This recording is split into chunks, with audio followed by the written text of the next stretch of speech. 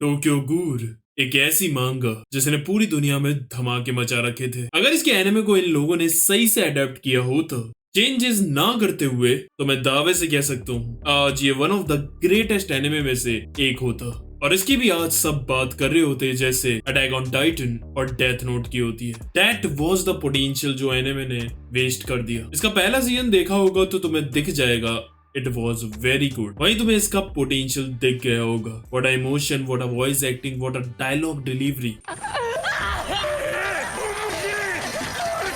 Everything was amazing. हालांकि उसमें भी कई सारी चीजें काटी गई थी। देखो, जिसे नहीं पता इसकी मांगा के बारे में, मैं उसे बता दूं, टोक्यो गूल की मांगा is one of the greatest मांगा ऑफ ऑल टाइम में आती है। एंड द पॉपुलैरिटी, वो तो भाई अलग ही लेवल पर है। पॉपुलैरिटी में भी ये नंबर 6 पर है, बर्ज़र्क, अटैक ऑन टाइटन और वन पीस जैसी मांगा के साथ। This is not a joke. और with a rating of 8.5, my god भाई, नॉट इजी। क्योंकि जो इसे ये रेटिंग मिली है, ये सब सिर्फ इसकी स्टोरी की वजह से मिली है। बिकॉज ऐसा नहीं है कि इसका आर्ट बर्ज़र्क की तरफ बहुत ही ज्यादा एक्स्ट्राऑर्डिनरी है, बट इसकी स्टोरी और इसके कैरेक्टर्स बहुत जबरदस्त है। और हाँ, इट इज द ओनली सेनिन मांगा आफ्टर बर्ज़र्क जो पॉपुलैरिटी में इतनी ऊपर है। बाकी सब रैंकिंग में तो शोनेन है। तो सोचो भाई, इसकी पॉपुलैरिटी लगभग बर्ज़र्क जितनी है, तो कुछ तो होगा इसमें। तो देखो यार, स्टार्ट करने से पहले मैं एक चीज बता देता हूँ। मैं चाहता हूँ दिल से कि मैं ये मांगा पूरी कवर करूं। ऑल्दो ये बहुत ज्यादा बड़ी है, इसे कंप्लीट करने में मुझे तुम्हारा सपोर्ट चाहिए बिकॉज ये बहुत बड़ी है। पहली तो टोक्यो गूल मांगा है, वो कवर करूंगा। 140 प्लस चैप्टर्स हैं उसमें। एंड देन इसका सीक्वल है टोक्यो गूल री, जिसमें 180 प्लस चैप्टर्स, यानी कि लगभग 300 चैप्टर्स से ऊपर। तो इसके पार्ट्स तो भाई अच्छे खासे आएंगे और मैं पूरी कोशिश करूंगा कि जल्द से जल्द इसके पार्ट्स डालूं। बस मुझे तुमसे एक ही चीज चाहिए, जैसा तुमने बर्ज़र्क के टाइम पर मुझे पूरा सपोर्ट करा था ना, बस वैसे ही करना। क्या है कि व्यूज नहीं आते ना, तो ऐसा मन सा भी हट जाता है अगला पार्ट बनाने का भी। लगता है यार किसी को देखना ही नहीं है तो फिर किसके लिए बनाऊं। बट भाई हाँ, मैंने फैसला किया है कि मैं इसे कंप्लीट करूंगा बिकॉज इट्स अ मास्टरपीस और ये कंप्लीट होने चाहिए। तो चलो सीधा स्टार्ट करते। यार तो देखो यार, मुझे नहीं पता कि किसने किसने एनिमे देखा है इसका, बट मैं इसे शुरू से कवर करूंगा क्योंकि बहुत सारी चीजें हैं जो एनिमे ने काटी भी हैं, तो वो भी तुम्हें देखने को मिल जाएगी। Tokyo Ghoul. तो कहानी स्टार्ट होती है एक लाइन से। Humans are thought to be at the top of the food chain, but there are beings who want them as food, जो कि हैं गूल्स। सो इनकी दुनिया में इंसानों के साथ एक और जीव रहते हैं, गूल्स, जो कि दिखने में बिल्कुल इंसानों की तरह ही लगते हैं, लेकिन वो दाल चावल और छोले भटूरे की जगह इंसानों को खाते हैं। और हाँ, उनकी बॉडी इंसानों से ज्यादा ताकतवर होती है और उनकी अलग से एक स्पेशल गूल पावर्स भी होती हैं। बस यही डिफरेंस है इन दोनों में, बाकी सब सेम ही है। अब इनकी दुनिया में गूल्स का आतंक बढ़ता जा रहा था, लोग मरते जा रहे थे। इसके लिए इंसानों ने अपनी एक ऑर्गेनाइजेशन बनाई जिसका नाम है कमीशन ऑफ काउंटर गूल्स। नाम मुझे इतना पसंद नहीं आया, एंटी गूल रख सकते थे या फिर गूल स्लेयर्स। गूल ना, तो अब जो ये लोग हैं जो ये गूल से लड़ते हैं वो तो इंसान ही है, और इसीलिए गूल से लड़ने के लिए इनके पास एक सूटकेस होता है जिसके अंदर इनके पास एक गूल टूल होता है, जो कि इन्होंने गूल्स को मार कर ही उन्हीं की पावर से वो हथियार बनाए ताकि वो उनसे लड़कर उन्हें मार सके। तो अब तुम्हें पूरा इंट्रोडक्शन समझ में आ गया होगा।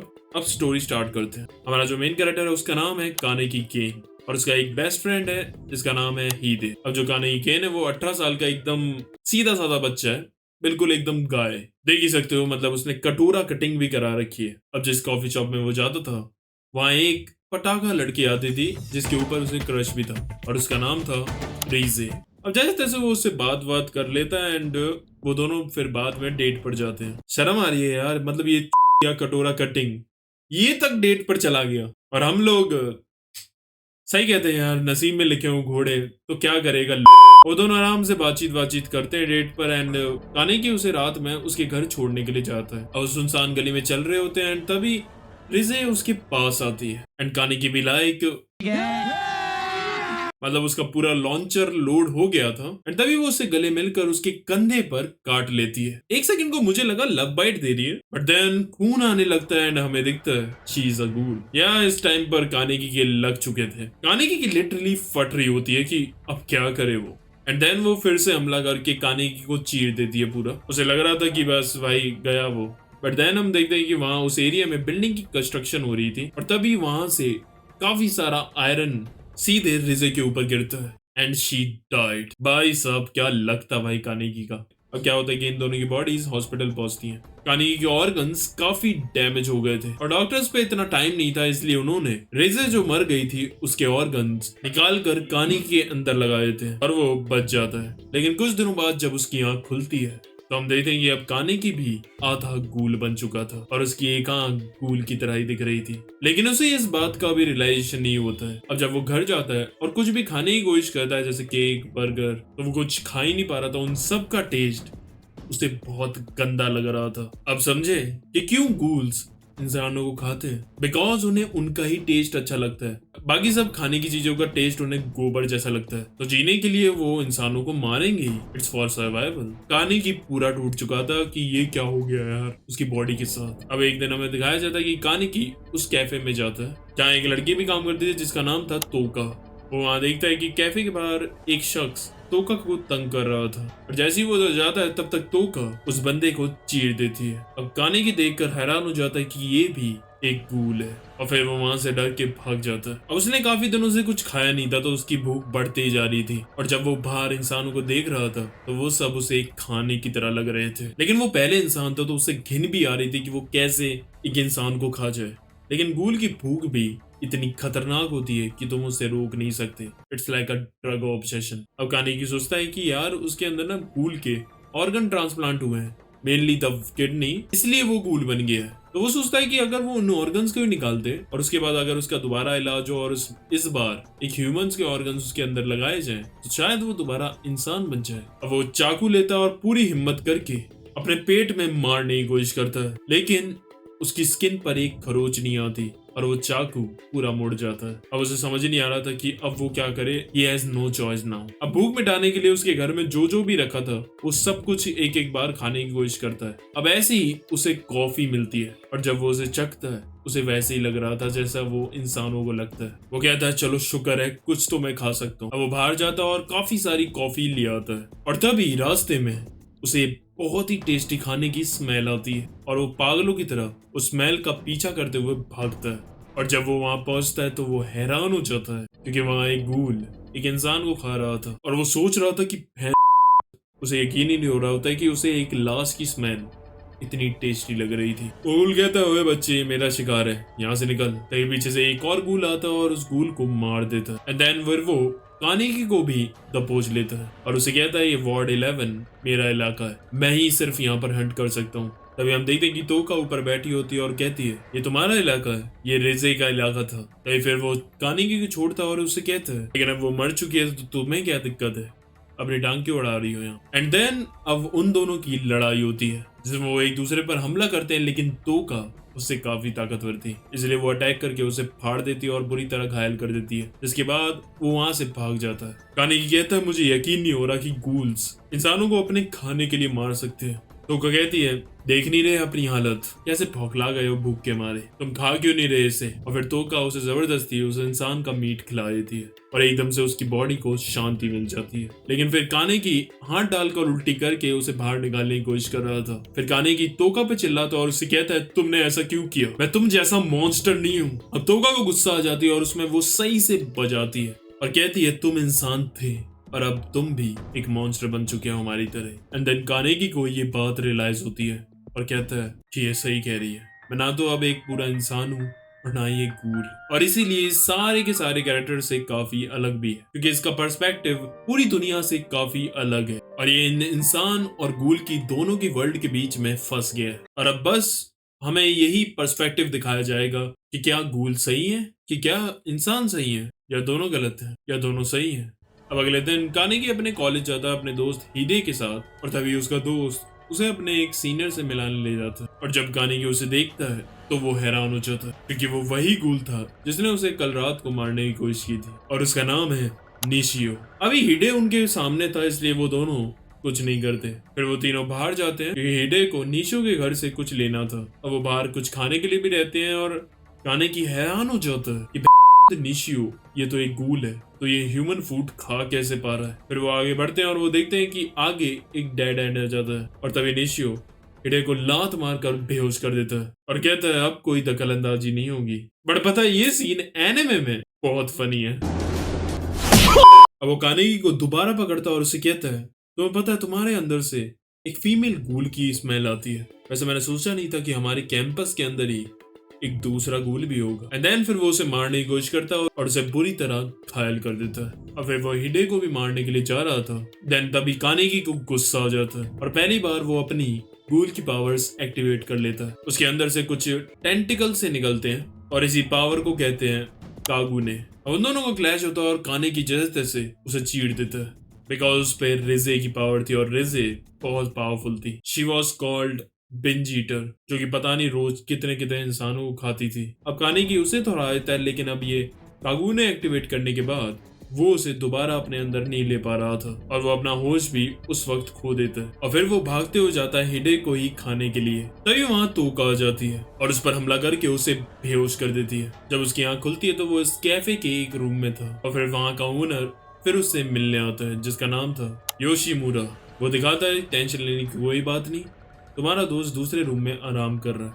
और ये बंदा गूल होने के बाद भी इस सीरीज में सबसे काइंड कैरेक्टर है। अब इस सब के बाद वो कानेगी को भी अपने कैफे में शामिल करता है और अब वो भी वहाँ काम करने लगता है। और फिर वो उसे ये भी सिखाता है कि कैसे वो इंसानों के बीच रह सकता है। फिर वो उसे ह्यूमन फूड भी खाना सिखाता है कि कैसे तुम बिना खाए सिर्फ खाने की एक्टिंग कर सकते हो। अब क्योंकि कानेगी इंसानों को मीट नहीं खाना चाहता था, इसलिए फिर वो उसे एक स्पेशल शुगर क्यूब देता है जिसमें ऐसी चीज थी जिससे वो अगर वो कॉफी में मिलाकर पिएगा तो उसकी भूख थोड़ी शांत हो जाएगी। फिर वो पूछता भी है, अच्छा इसमें ऐसा क्या है? वो कहता है, ना ही जानो तो अच्छा है। तो पता चल ही गया होगा कि उसके अंदर क्या होगा। अब दिखाया जाता है कि उनकी कॉफी शॉप में 2 गेस्ट आते हैं। एक माँ थी जिसका नाम था रियोको और एक उसकी बेटी हिनामी।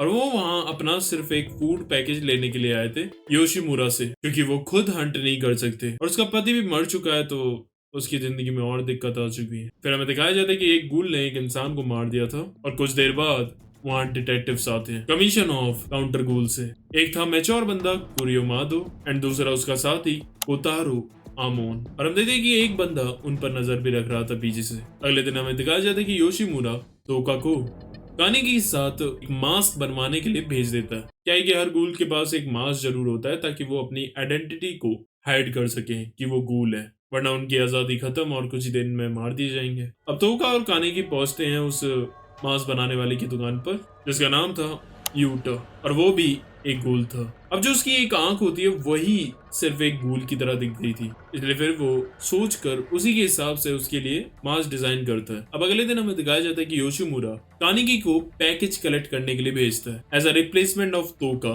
ताकि वो इस काम को थोड़ा सा जान सके। अब वहाँ एक और बंदा था, उसका नाम था योमो। वो उसे अपने साथ गाड़ी में कहीं ले जाता है। अब वो रास्ते में रुकते हैं जहाँ पर एक रोड थी और उधर एक मोड़ था जिसके नीचे एक खाई थी। योमो जाता है और उधर खाई में नीचे देखने लगता है। अब कानेगी सोचता है कि ये साला क्या देख रहा है नीचे। अब वो भी जाता है पूरा चौड़ा होकर देखने के लिए कि साला नीचे है क्या ऐसा। वो देख रहा होता है और वो नीचे गिर जाता है। अब बिकॉज वो गूल था इसलिए उसे ज्यादा चोट नहीं लगती और वो बच जाता है। बट जैसे वो वहां देखता है तो वो हैरान हो जाता है क्योंकि वहाँ एक डेड बॉडी पड़ी हुई थी। तभी वहाँ योमो भी आता है और कहता है कि ये एक सुसाइड पॉइंट है और आमतौर पर यहाँ लोग सुसाइड करने के लिए आते हैं। तो समझे, एक्चुअली में वो लोग इंसानों को मारते नहीं है बल्कि इंसानों को ही खाते हैं। मैंने बोला था ना, योशिमुरा बहुत ही तगड़ा बंदा है भाई, बहुत ही काइंड। एंड देन फिर वो उस बॉडी को लेकर वहां से निकल जाते हैं। दूसरी तरफ हमें दिखाया जाता है कि वो दोनों डिटेक्टिव मादो और अमोन वो एक गूल के इन्वेस्टिगेशन में काम कर रहे थे और उसमें से ना उन्हें एक एविडेंस मिला था जिससे उन्हें पता चलता है कि वो गूल कौन है। अब तुम मादो को देखोगे तो तुम्हें ये इंसान नहीं लगेगा, बट यकीन करो इंसान ही है, बस इसकी शक्ल ही भगवान ने ऐसी डरावनी बनाई है। और अब ये इस एविडेंस को लेकर निकलते हैं उस गूल को पकड़ने के लिए। दूसरी तरफ हमें दिखाया जाता है कि कॉफी लेने के लिए कानेगी ऊपर जाता है तो उस कमरे में वो छोटी लड़की हिनामी अपना खाना खा रही थी और देखकर लग रहा है कि आज मीनू में उंगलियां थी। अब ये देखकर कानेगी फट जाती है और वो बाहर निकल जाता तुरंत। एंड देन फिर बाद में वो उस बच्ची से माफी मांगने जाता है ऐसे एकदम से अंदर आने के लिए, बट फिर उसे पता चलता है कि वो भी काफी ज्यादा बुक में इंटरेस्टेड है। एंड देन उन दोनों की काफी अच्छी दोस्ती हो जाती है। उसके बाद उसकी माँ आती है और वो अपनी बेटी को लेकर वहां से चली जाती है। फिर रास्ते में हम देखते हैं कि वो दोनों डिटेक्टिव्स मादो और अमोन उनसे आकर मिलते हैं और मादो कहता है अगर मैं सही हूं तो ये मास्क आपका ही है ना मिस रियोको। अब रियोको अपनी बेटी हिनामी को बचाने के लिए वो उससे कहती है यहाँ से भागो और खुद अपनी कागुने एक्टिवेट करके उन पर हमला करती है। इस डिस्ट्रैक्शन का फायदा उठाकर उसकी बेटी वहां से निकल जाती है और तभी हम देखते हैं कि उसे रास्ते में कानेकी मिलता है, जिसे वो सब कुछ बताती है और उसके बाद वो वहाँ वापस जाते हैं। हम देखते हैं कि उसकी माँ ने अपनी पावर से किसी भी उन डिटेक्टिव्स पर जानलेवा हमला नहीं किया था, उनमें से सब के सब सेफ थे। और लेकिन भाई वो डिटेक्टिव्स बिल्कुल हेजिटेट नहीं करते और इस मौके का फायदा उठाकर उसे अच्छे से इंजर्ड कर देते हैं। अब ये सब कानेकी और हिनामी पीछे से देख रहे थे। एंड देन फिर माधु अपने सूटकेस को खोलता है और उसमें से अपना गूल टूल निकालता है। कानेकी को समझ ही नहीं आ रहा था कि अब वो क्या करे। वो हिनामी की आंखें बंद कर देता ताकि वो ये सब ना देखे। एंड उधर माधो उसकी माँ का सर उड़ा देता है। अब तोका अपने कॉलेज से वापस आती है और वो देखती है कि वहाँ सारे लोग बैठे हुए थे। एंड देन फिर योशिमुरा उसे बताता है कि रियो को मारी गई। अब तोका को ये सुनकर गुस्सा आ जाती है और वो कहती है हमें उन सब से बदला लेना होगा। अभी योमो भी यहीं पर है, अगर हम सब चाहें तो उन्हें मार सकते हैं। फिर वो बूढ़ा उसे समझाता है कि अगर उन्हें मारा तो हमारे इस वार्ड 11 में और बंदे आ जाएंगे और उन्हें पता चल जाएगी कि हम सारे गूल्स यहाँ पर रह रहे हैं। मेरी मानो तो अभी हमें कुछ नहीं करना चाहिए। अब कानेकी समझ ही नहीं पा रहा था कि क्या गलत है और क्या सही। उसे अफसोस था कि वो हिनामी की माँ को नहीं बचा पाया, लेकिन वो डिटेक्टिव्स भी तो बुरे नहीं थे, वो भी तो सिर्फ अपनी जॉब कर रहे थे। हमें दूसरी तरफ दिखाया जाता है कि अमोन अपने दो साथियों के साथ रामेन खाने के लिए आता है और उसके बाद उसके दोनों दोस्त वहां से घर वापस जाने लगते हैं। तभी हम देखते हैं कि तोका एक रैबिट मास्क पहनकर वहां आती है और उनमें से एक को चीर कर मार देती है और फिर वो दूसरे बंदे को भी मारने के लिए जाती है। तभी अमोन वहां आकर उसे बचा लेता है, लेकिन इस वक्त उसके पास अपना सूटकेस नहीं था। उसे लग रहा था कि साला मैं तो गया, लेकिन तभी पीछे से माधो आता है और तोका पर अटैक कर देता है, जिससे वो काफी घायल भी हो जाती है। और फिर तोका के पास कोई चारा नहीं था, वो वहां से भाग जाती है। अब अगले दिन हमें दिखाया जाता है कि कानेकी उसे एक कॉफी का डब्बा मांगता है। अब जैसे ही वो उसे अपने हाथों से उठाती है, वो डब्बा उसके हाथों से छूट जाता है, क्योंकि कल जो उसकी फाइट हुई थी उससे उसका हाथ इंजर्ड हो गया था। अब ये बात कानेकी योशिमुरा को बताता है और वो समझ जाता है कि तोका कल उन डिटेक्टिव्स को मारने के लिए गई होगी जरूर। अब तभी कानेकी बाहर आता है तोका की पट्टी करने के लिए, लेकिन वो उसे कहते हैं मेरे बीच में टांग मत अड़ाओ, अगर मेरे लिए कुछ करना ही है तो इन डिटेक्टिव्स को मारने में मेरी मदद करो, जैसे तुमने निशियो को मारा था उस दिन अपनी कागुने से। मेरी कानेकी कहता है मैं किसी को मार नहीं सकता, मुझे बुरा लगा कि इन्होंने हिनामी की माँ को मारा, पर मैं इसके लिए किसी की जान नहीं लूंगा। बट मैं चाहता हूँ कि तुम मुझे मेरी कागुने कंट्रोल करना सिखाओ, क्योंकि चाहे मैं किसी को मार ना सकूं, लेकिन उससे मैं किसी को बचा तो सकता हूँ। अब अगले दिन कानेकी को सुबह सुबह काफे बुलाती है जब वहाँ कोई नहीं होता। देन फिर उस कैफे शॉप के एक बेसमेंट में उसे ले जाती है, जहाँ एक अंडरग्राउंड एरिया था। एंड देन फिर वो उससे कहते हैं कि यहाँ हम तुम्हारी कागुने को कंट्रोल करने की ट्रेनिंग करेंगे। एंड देन फिर वो एकदम से आती है और उस पर खींच कर अटैक करती है और उड़ा उड़ा कर उसे फेंक रही थी। फिर वो उसकी उंगली को पैर से तोड़ देती है। कानेकी की ऐसी तैसी हो रही थी और उसे समझ नहीं आ रहा था कि तोका ये क्यों कर रही है उसके साथ, क्या उसे मारने में मजा आ रहा है। तोका कहती है तुम्हारी उंगली तो कल तक हील हो जाएगी, बट अब जो मैं अटैक करूंगी उसे हील होने में काफी दिन लग जाएंगे। एंड देन फिर वो अपनी कागुने एक्टिवेट करके उस पर अटैक करने के लिए जाती है। देन फिर कानेकी भी अपनी कागुने एक्टिवेट करके उसे रोक लेता है। तो क्या कहती है बढ़िया, फाइनली यू एक्टिवेटेड। तो एक्चुअली मैं तोका उसे इसलिए मार रही थी ताकि उसे सेंस हो कि उसकी जान को खतरा है, तभी वो अपनी कागुने को एक्टिवेट कर पाया। तभी हम देखेंगे थोड़ी देर बाद उनके कैफे में यूटा आता है और वो उन्हें बताता है कि उसने कानेकी का मास्क तैयार कर दिया है और यही वो डिलीवर करने के लिए आया है। एंड अब हम देखते हैं कि उसने उसका मास्क काफी अलग बनाया था। वो उसका एक आई पैच लगाता है जिसमें उसकी एक गूल की आंख साफ दिख सके। एंड एक तरह से वो उसके मास्क को थोड़ा डार्क और स्केरी लुक देना चाहता था। अब अगले दिन तोका कानेकी को एक जगह बुलाती है और वो कुछ कपड़े वपड़े भी अपने साथ लाई थी। फिर वो जब वो कपड़ों में चेंज करते हैं तो कानेकी हैरान हो जाता है कि ये तो यार स्कूली यूनिफॉर्म है। अब ये पहनने के बाद तोका कानेकी को अपने साथ एक जगह ले जाती है। अब कानेकी को बिल्कुल अंदाजा नहीं था कि ये उसे कहाँ ले जा रही है, और जब वो उस जगह पर पहुंचते हैं तो उसकी लिटरली पड़ जाती है, क्योंकि वो असलियत में उसे कमीशन ऑफ काउंटर गूल के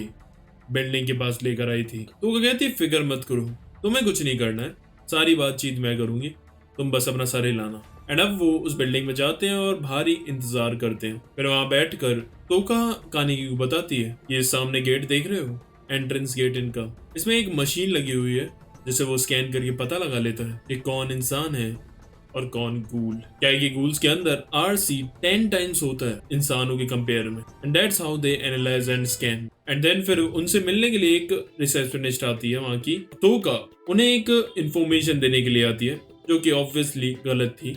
वो बता दी कि कुछ दिन पहले आपके डिटेक्टिव्स ने कुछ सी वुमेन गूल को मारा था और उसके साथ एक बच्ची भी थी जो बच गई थी। वो बच्ची मैंने एक दिन नदी के ब्रिज के पास देखी थी। वो कहती है thank you for the information, हमारे डिटेक्टिव्स जल्द ही उसे खत्म कर देंगे। तो क्या ये भी कहती है कि वो गूल जो है वो काफी छोटी लड़की है, शायद आपके डिटेक्टिव्स उन्हें मारने में हेजिटेट करेंगे। वो कहती है कोई टेंशन की बात नहीं है, वो बिल्कुल हेजिटेट नहीं करते, आखिर वो इंसान थोड़ी ना है, गूल है, उनका तो मरना ही सही है। अब यहाँ उन्हें एक रियलिटी चेक मिल गया था कि भैया अगर वो 6 महीने का बच्चा भी हुआ और वो गूल होगा तो वो उसे मारने में 1 सेकंड का वेट भी नहीं करेंगे। अब कानेगी और तोका वहां से निकलने लगते हैं, तभी वहां बाहर वो एक बंदे से टकराती है और तोका उसे देखकर हैरान हो जाती है क्योंकि वो माधो था। भाई माधो उस बंदी से पूछता है इनके बारे में। वो बताती है कि ये इन्फॉर्मेशन देने आए थे आपकी केस के लिए। अब माधो को थोड़ा सा शक होता है, इसलिए फिर वो उन दोनों से कहता है अरे रुकिए, आइए आप हमारे साथ अंदर, आराम से बैठकर इस केस के बारे में बात करेंगे। तो क्या कहती है नहीं नहीं नहीं, हमारे पास टाइम नहीं है, हम स्कूल के लिए लेट हो रहे हैं। वो कहता है अरे ज्यादा टाइम नहीं लगेगा, बस 5 मिनट। अब वो मना करे ही जा रही थी और वो उसे पुश करे जा रहा था। वो चाह रहा था इन्हें इस एंट्रेंस गेट से पास करवा दे ताकि पता चल सके कि ये गूल है या नहीं। अब तोगा तो बहाने बनाई जा रही थी, इसलिए फिर वो कानेगी को पकड़ता और उसे कहता है तुम भी तो वही थे, और फिर वो उसे खींचते हुए वहां ले जाता है। अब कानेगी भी फट रही थी कि अब क्या होगा, अब क्या होगा, अब मैं क्या करूं। उसे उस एंट्रेंस से अंदर ले जाता है, बट उस स्कैनिंग मशीन में कोई अलार्म ही नहीं बजता। फिर तोका कहती है प्लीज हमें लेट हो रहा है, और फिर वो कानेगी को लेकर वहां से निकल जाते हैं। बाय गॉड भाई, बाल बाल बच गए ये दोनों। अब माधो यहाँ हैरान हो जाता है कि यार मेरा शक गलत कैसे हो गया, और वहां कानेगी हैरान था कि यार अलार्म क्यों नहीं बजा। शायद हो सकता है क्योंकि मैं एक आधा गूल आधा इंसान हूँ, इसीलिए शायद। तो कैसी लग रही है मांगा? अगर अच्छी लग रही है तो लाइक करो, शेयर करो, डिस्क्रिप्शन में मेरे सोशल मीडिया के लिंक है, जाकर फॉलो करो। मुझे पता है तुम नहीं करते हो, इसलिए फिर से कह रहा हूँ जाकर फॉलो करो। फिर हमें दिखाया जाता है अमोन जो कि जाता है अपने फ्रेंड की फ्यूनरल स्पीच में जिसे तोका ने कुछ दिन पहले मार दिया था। एंड वो सोच रहा था कि क्यों आखिर वो मारा गया, और उसकी थिंकिंग यही है कि यार जो ये गूल्स हैं वो अगर इनकी दुनिया में एग्जिस्ट ना करे तो इनकी दुनिया बहुत बढ़िया हो जाएगी और कोई भी बेवजह नहीं मारा जाएगा ऐसे। क्योंकि वो रोज देख रहा था ऐसे केस जिसमें किसी की माँ को गूल ने खा लिया, किसी के बाप को गूल ने खा लिया। सो ही वॉज सो फ्रस्ट्रेटेड, इसलिए ये सब चीजें उसे बहुत ज्यादा ऐसे अंदर से खाई जा रही थी। और अब उसकी दोस्त की मौत हो गई थी तो अब ये और भी ज्यादा फ्रस्ट्रेटेड था। अब हम देखते हैं कि तो का न्यूज़पेपर पढ़ रही होती है जिसमें उस डिटेक्टिव की फोटो लगी थी जिसे उसने मारा था। तभी कानेगी उसे बताता है कि जब से हिनामी की माँ मरी है तब से हिनामी ने कुछ नहीं खाया। फिर तोका उससे मिलने के लिए जाती है और उससे कहती है तुम फिक्र मत करो, सब ठीक हो जाएगा। और फिर वो उसे न्यूज़पेपर देती है पढ़ने के लिए और उसे कहती है मैं सब संभाल लूंगी, टेंशन मत लो। दूसरी तरफ हम देखते हैं कि माधो और अमोन वहां नदी के ब्रिज के पास आ गए थे जैसा तोका ने उन्हें गलत इन्फॉर्मेशन दी थी। अब उन्हें वहां कुछ नहीं मिलता, बट माधो अपना दिमाग चलाता है और वहां कुछ छोड़ देता है। हमें दिखाया जाता है कि हिनामी न्यूज़पेपर पढ़ रही होती है और तभी वो देखती है कि उस डिटेक्टिव की फोटो लगी हुई थी जिसे तोका ने मारा था। तभी वो बात उसे हिट होती है जब उसने उससे कहा था कि मैं सब संभाल लूंगी, टेंशन मत लो। वो समझ जाती है कि तोका उन डिटेक्टिव्स को मारने वाली है जिसने उसकी माँ को मारा था, और फिर वो वहां से बाहर भाग जाती है। और जैसे ही कानेगी और तोका को ये पता चलता है वो जल्दी बाहर जाते हैं उसे ढूंढने के लिए, क्योंकि बाहर उसे सारे डिटेक्टिव्स वैसे ही ढूंढ रहे थे। तभी रास्ते में तोका को एक स्मेल सी आती है और अब वो उस नदी वाले ब्रिज के नीचे जाकर देखती है तो वहां हिनामी बैठी हुई थी। तभी वो नोटिस करती है कि उसके हाथ में कुछ है, और जब वो वहां जाकर देखती है तो वो अपनी माँ का हाथ पकड़कर बैठी हुई थी। तभी फिर वो उसे गले लगाती है और कहती है फिक्र मत करो, आई विल प्रोटेक्ट यू। और फिर वो कानेगी को फोन करके बताती है कि उसे हिनामी मिल गई है ब्रिज के नीचे। लेकिन फिर हम देखते हैं कि तभी माधो वहां उनका इंतजार कर रहा था और कहता है जो उसकी माँ का हाथ मैंने यहाँ छोड़ा था उसमें मेरा जाल आकर फंस ही गया। दूसरी तरफ हम देखते हैं कि कानेगी भी उनके पास जा रहा होता है कि तभी वो देखता है अमोन को जो कॉल पर माधो से बात कर रहा था और वो उसे उस ब्रिज पर बुला रहा था। कानेगी समझ जाता है कि वो डिटेक्टिव भी वहां पहुंच गया है और फिर वो अपना मास्क पहनकर उसे रोकने के लिए जाता है। पहले तो अमोन को लग रहा था कि कानेगी एक इंसान ही है, बट देन जब वो अपनी आंख एक्टिवेट करता है तब उसे रियलाइज होता है कि यार ये तो सच में एक गूल है। और इसीलिए फिर अमोन अपने सूटकेस से अपना गूल वेपन निकालता है। और हाँ यार, इस वेपन को वो लोग कहते हैं क्विंकी, और अब वो उस पर हमला करना स्टार्ट करता है। दूसरी तरफ माधो भी अपनी क्विंकी निकालता है और उन पर हमला करना स्टार्ट करता है। हालांकि इस बार तोका उसे अच्छे से डॉज कर पा रही थी और फिर वो उसके पास आती है उस पर अटैक करने के लिए। तभी माधव के पास एक और सूटकेस था और फिर वो उसे ओपन करके दूसरी क्विंकी निकालता है, जिसे देखकर हिनामी हैरान हो जाती है क्योंकि असल में वो उसकी माँ की कागुने थी। माधव कहता है, देखा, ये मैंने तुम्हारी माँ के कागुने से बनाया, कैसा लगा? और हाँ, एक और बात, जो ये मेरा दूसरा क्विंकी है वो पता है मैंने कहाँ से बनाया है? तुम्हारे बाप को मारकर। तब याद होगा तुम्हें कि उस टाइम उसकी माँ हैरान हो गई थी जब उसने इसका क्विंकी देखा था। अब समझे क्यों हैरान हुई थी? अब माधव जोर जोर से हंस रहा था। कैसा लगा अपने मम्मी पापा की कागुने को साथ में देखकर? उसके बाद वो हमला करके टोका को उसकी माँ की कागुने से पकड़ लेता है और फिर वो दूसरे हाथ से उसके बाप की कागुने से उस पर अटैक करने के लिए जाता है। एंड देन माधव देखता है कि यार उसका वेपन कहाँ गया, अभी तो वो अटैक कर रहा था। एंड देन फिर 5-6 सेकंड बाद उसे रियलाइज होता है कि उसका पूरा हाथ ही कट चुका है। वो देखता है तो पीछे इनामी ने अपना कागुने एक्टिवेट कर लिया था। दूसरी तरफ हमें दिखाया जाता है कि कानेकी अमोन से लड़ रहा था, लेकिन अमोन उसे हैंड कॉम्बैट में सही से तोड़ रहा था। कानेकी समझ गया था कि अगर उसे ऐसे हराना है अपनी कागुने का इस्तेमाल करना पड़ेगा और कोई रास्ता नहीं है। लेकिन उसे पता था कि उसका कागुने पे इतना अच्छा कंट्रोल नहीं है और वो गलती से इसे मार भी देगा। अब अमोन उससे कहता है, तुम गूल साले, किसी भी इंसान को मार दे तो तुम्हें पता है कि उनकी मौत के बाद उनकी फैमिलीज पर क्या बीतती है, जिन्हें तुमने सिर्फ अपने भूख के लिए मार दिया। कानी कहता है, तुम सही कह रहे हो। और तब कानी को रियलाइज होता है कि वो आधा गूल और आधा इंसान है, इसलिए वो इन दोनों की दुनिया के बारे में समझ पाता है। वो किसी के लिए तरफ भी बायस्ड नहीं है। और फिर वो खड़ा होता है एंड उछल के आकर उसकी गर्दन पर काटता है और फिर वो थोड़ा सा उसका मांस खा लेता है, जिसके बाद उससे उसे पावर मिलती है और वो अपनी कागुने एक्टिवेट कर पाता है और फिर वो एक ही हमले में उसके क्विंकी को तोड़ देता है। अब उनको लग रहा था कि भाई अब तो हो गया, लेकिन फिर कानेकी रोते हुए उससे कहता है, तुम यहाँ से प्लीज चले जाओ वरना मैं तुम्हें मार दूंगा, प्लीज जाओ, I don't want to become a murderer. और फिर अमोन वहां से चला जाता है। दूसरी तरफ माधव देख रहा हूं तो कि हिनामी के पास उसकी माँ और उसके बाप दोनों की पावर्स फ्यूजन में थी और उसने इतनी दूर से 1 सेकंड के अंदर उसका हाथ भी काट दिया। और ज्यादा एक्साइटेड हो जाता है और उसकी तरफ भागते हुए आता है और कहता है, मुझे ये कागुने चाहिए अब। एंड देन फिर हिनामी घबरा कर दोबारा उस पर अटैक करती है, जिसमें उसकी लात भी कट जाती है। फिर तोको हिनामी से कहती है, इसे मार दो, लेकिन हिनामी कहती है, मैं ये नहीं कर सकती। मुझे पता है कि इसने मेरे माँ बाप को मारा है, लेकिन मुझे तो बस उनके साथ रहना था। इसे मारकर वो वापस नहीं आएंगे। और फिर वो रोने लगती है और अपने माँ बाप की उसे याद आने लगती है और फिर उसकी कागुने भी अंदर चली जाती है। और माधव अभी भी साला रुक नहीं रहा था और एक टांग पर उछल कर उस पर अटैक करने के लिए आ रहा था, लेकिन तभी पीछे से तोका उसका गला चीर देती है और अपने आखिरी मोमेंट पर भी वो कह रहा था, साले तुम गूल जीना डिजर्व नहीं करते।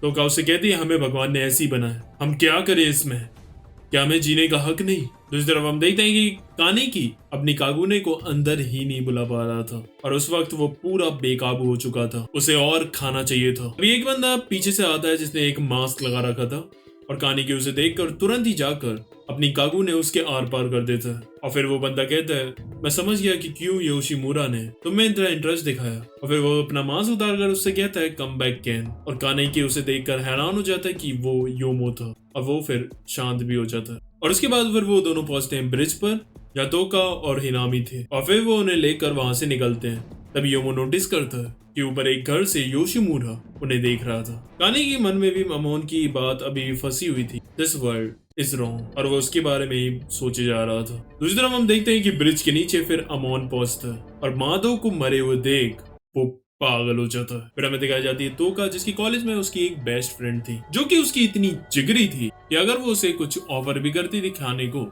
तो वो भी खा लेती थी उसका मन रखने के लिए, चाहे फिर उसके बाद उसे उल्टी ही क्यों ना करनी पड़े। पर पता है, ये ह्यूमन फूड खाने से गूल की पावर्स पर भी काफी फर्क पड़ता है, क्योंकि यार तुम खुद ही सोचो, अगर तुम कूड़ा कचरा खाओगे तुम्हारी बॉडी खराब ही होगी ना। फिर हमें दिखाया जाता है कानेकी केन और तोका ट्रेनिंग कर रहे थे, तभी वहां फिर योमो भी आता है और फिर वो उन दोनों को ट्रेन करना स्टार्ट करता है। और हाँ, योमो ही था जिसने तोका को भी ट्रेन किया था। अब हमें दिखाया जाता है एक लड़का जो किसी बंदी के कमरे में घुस जाता है बिना पूछे और फिर दूसरे पर हमें दिखाया जाता है कि वो उसकी आंखें निकाल लेता है, तो इसका साफ मतलब है कि वो बंदा गूल था। फिर हमें दिखाया जाता है कि अगले ही दिन उनकी कैफे में एक बंदा आता है जिसका नाम था शू सुकियामा और वो भी एक गूल था और वहां आकर बैठता है और कानेकी से थोड़ी बातचीत करता है। फिर हमें दिखाया जाता है कि सुकियामा का एक महल जैसा रेस्टोरेंट है, ही इज अ रिच गूल, और इसका इस रेस्टोरेंट का नाम भी है गूल रेस्टोरेंट, जिसमें वो सिर्फ गूल्स को इनवाइट करता है। फिर हमें दिखाया जाता है कि उससे मिलने के लिए एक आदमी आता है और सुकियामा आराम से बैठा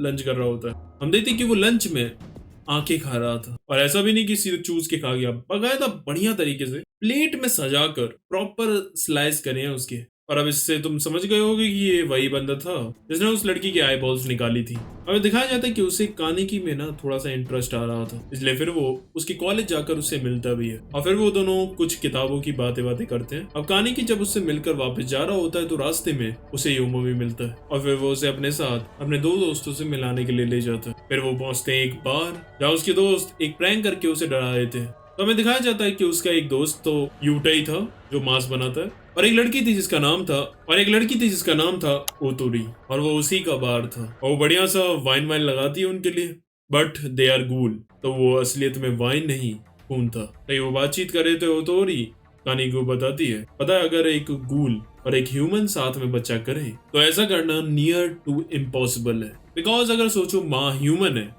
तो उसके अंदर जो बच्चा होगा वो आधा गूल होगा, और गूल्स को ज्यादा न्यूट्रिएंट्स चाहिए होते हैं, और इसीलिए उसे ह्यूमन पेट के अंदर उतना ज्यादा न्यूट्रिएंट्स और नरिशमेंट नहीं मिल पाएगा, और वो भूख के मारे ही मर जाएगा। इवन अगर दूसरा केस भी हो जिसमें माँ गूल हो, तो माँ की बॉडी खुद का न्यूट्रिएंट्स एंड नरिशमेंट को पूरा करने के लिए उस आधे ह्यूमन वाले बच्चे को ही एब्जॉर्ब कर लेगी।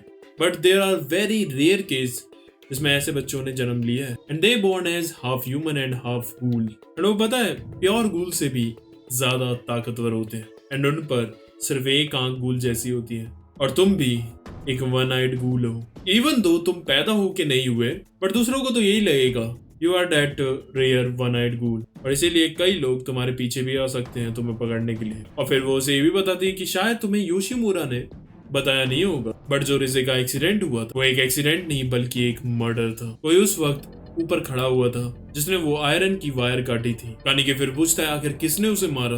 वो कहती है कुछ चीजें हम नहीं बता सकते, लेकिन मैं तुम्हें बताऊंगी अगर तुम मेरे लिए एक काम करोगे। मुझे पता है कि सू सुकियामा तुम्हें काफी इंटरेस्टेड है, तो अगर तुम उसकी इन्फॉर्मेशन मेरे तक पहुंचा सको तो शायद मैं तुम्हें वो बता दूं जो तुम जानना चाहते हो। अब वो वहां से निकल कर वापस जा रहा था तभी वो नोटिस करता है कि कुछ गूल्स निशियो को मार रहे थे, एंड फिर कानी की वहां जाकर उसे बचाता है, एंड फिर उसे उठाकर उसके घर तक ले जाता है जहाँ उसकी गर्लफ्रेंड किमी भी थी। और जब कानी को पता चलता है कि वो एक इंसान है तो वो हैरान हो जाता है। फिर किमी रिक्वेस्ट करती है कि प्लीज तुम किसी को निशियो के बारे में मत बताना। तभी तुम्हारी हालत में निशियो कहता है जब से रिजे गई है तब से इस 11th वार्ड में कई खतरनाक गूल्स आ गए हैं, जैसे वो साला गवर्नमेंट शू सुकियामा। कानिकी को अब रियलाइज हो रहा था कि रिजे के मरने से किसी को तो फायदा हो रहा है। अगले दिन हमें दिखाया जाता है कि कानिकी सुकियामा के साथ आउटडोर गेम्स खेल रहा था और उसके साथ ज्यादा टाइम बिता रहा था ताकि वो उसकी इन्फॉर्मेशन पता लगा सके। अब सुकियामा के साथ वो बाहर एक जगह लंच करने के लिए जाता है। अब बातों में सुकियामा थोड़ा सा नखून मारकर उसका हल्का सा खून निकाल देता है, एंड देन फिर वो अपना रुमाल देता है उसे खून पहुंचने के लिए। उसके थोड़ी देर बाद फिर वो वॉशरूम जाता है, एंड देन फिर वो अपना रुमाल निकालता है जिसमें उसका खून लगा हुआ था, एंड देन फिर वो एकदम गंदी ठरक से उसके रुमाल को सूंघता है। लस्ट, ऑब्सेशन, सब कुछ उसने इस सीन में दिखा दिया था भाई।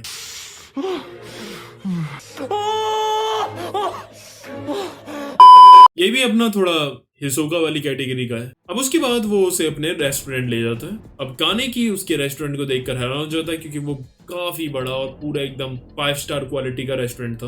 बकायदा पहले तो एक बटलर आता है पर्सनल, उसे उसके रूम तक ले जाता है। ये रेस्टोरेंट नहीं, ये होटल है। उसके बाद वो रूम में शावर लेता है। देन फिर रात के डिनर के लिए उसके लिए एक महंगा सूट मंगाया जाता है।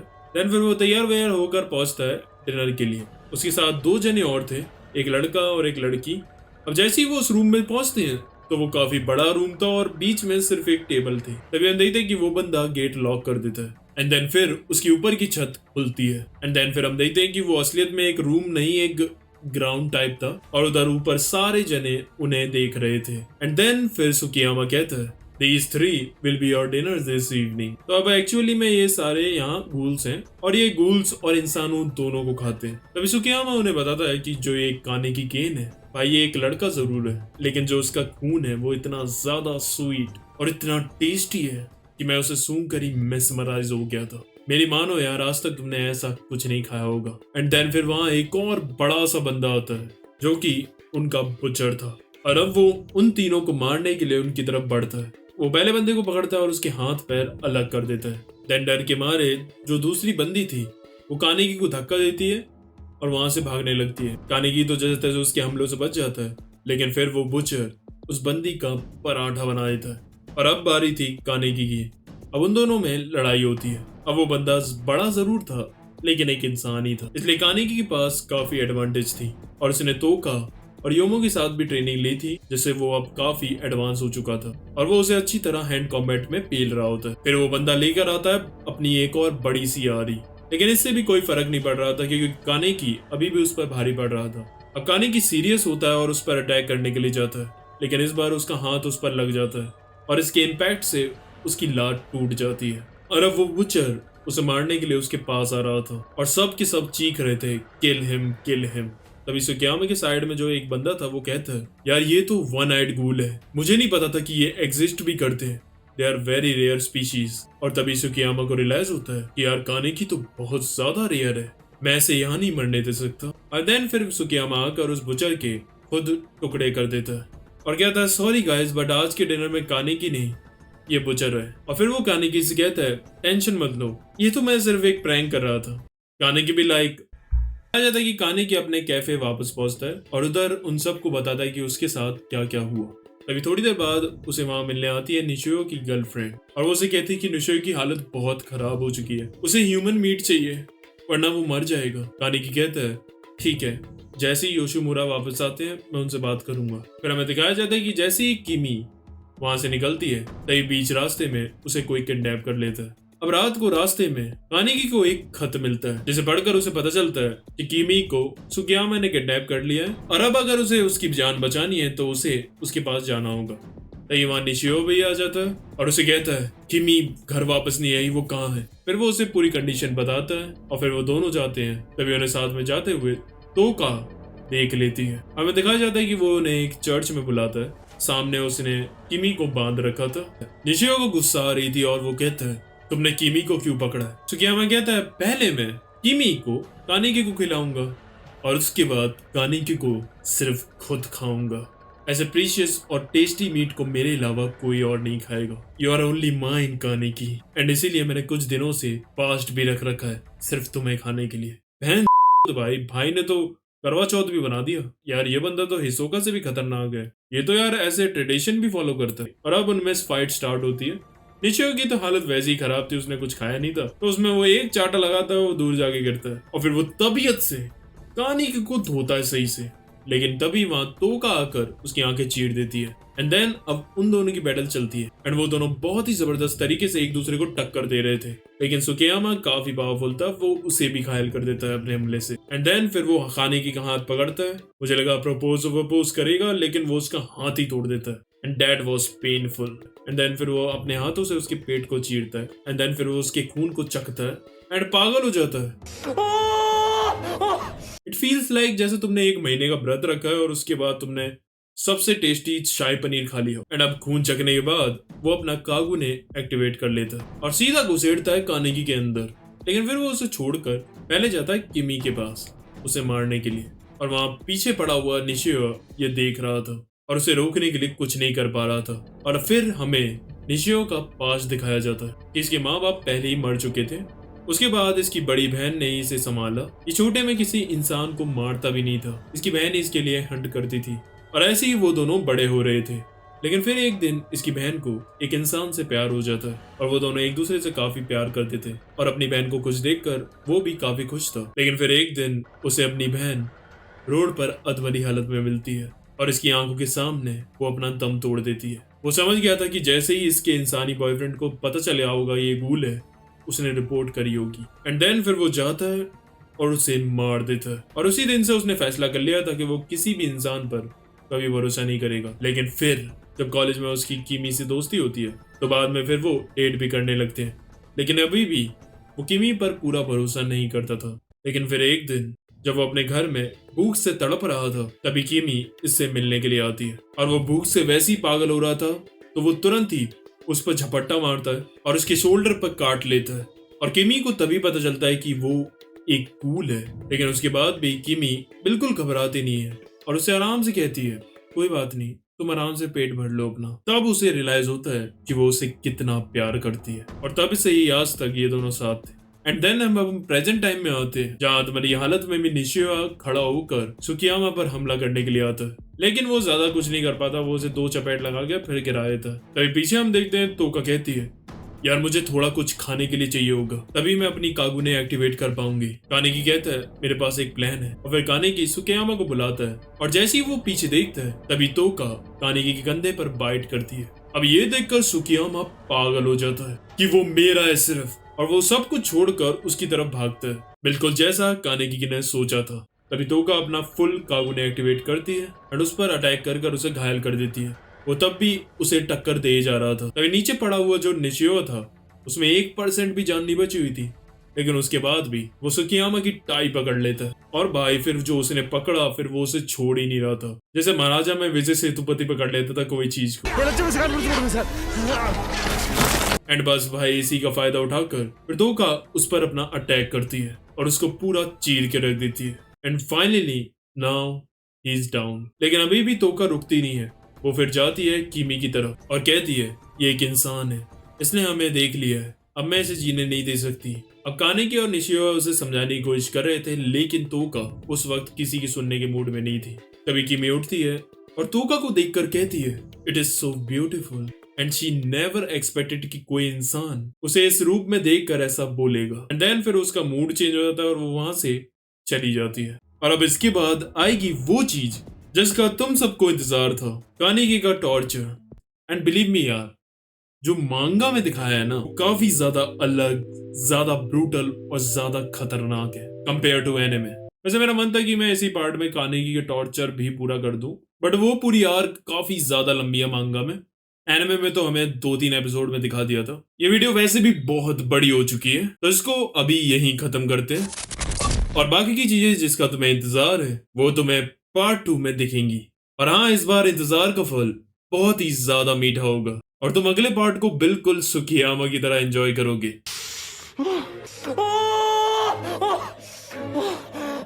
कि बहन ये क्या दिखा दिया हर्षित। अब अगर ये वीडियो अच्छी लगी हो तो तुम लोग सिर्फ एक चीज कर दो, share this video as much as you can, ताकि ज्यादा लोग इस वीडियो को देख पाएं और हमारी ऑडियंस भी ग्रो हो। एंड कमेंट ऑल्सो, जितनी जल्दी कमेंट करोगे उतनी ही जल्दी मैं दूसरा पार्ट लाऊंगा। आज के लिए बस करते हैं, वैसे भी बहुत थक गया हूं यार। आरिगातो।